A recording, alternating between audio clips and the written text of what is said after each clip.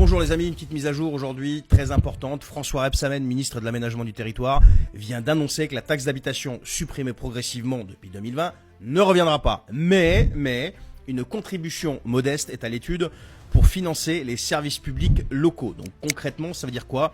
Eh bien, il s'agirait d'un nouveau mécanisme de participation financière qui viendrait remplacer en partie les recettes perdues avec la fameuse suppression de la taxe d'habitation. Ce qu'il faut savoir aussi, c'est que cette contribution viserait à rester modérée d'après eux, au départ. Mais les modalités d'application, le périmètre exact, son montant, ne sont pas encore connus, on ne sait pas exactement ce dont il s'agit, mais on va rester connecté pour savoir bien sûr. Alors ce qu'il faut quand même observer, c'est que la taxe foncière a fortement augmenté dans beaucoup de communes, plus 9,3% en moyenne en France, rien qu'en 2023, avec parfois des hausses qui vont dépasser les 15 à 20%.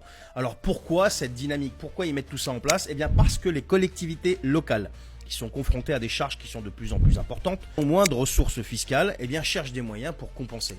Et donc malgré le fait que la France reste l'un des pays d'Europe avec une pression fiscale super élevée, ça avoisine quand même les 45 à 46% du PIB en prélèvement obligatoire, eh bien ils mettent quand même encore des taxes en place. Et ce qui nous intéresse en immobilier, c'est qu'il faut faire super attention, prendre en compte ces évolutions fiscales dans vos stratégies d'investissement et donc d'anticiper les charges futures et de se tenir en permanence informé de tous les ajustements fiscaux parce que ça peut impacter la rentabilité et la valorisation de vos biens les amis. Donc voilà, rassurez-vous, je continue à suivre tout ça de près et je vous tiens informé. Allez, ciao!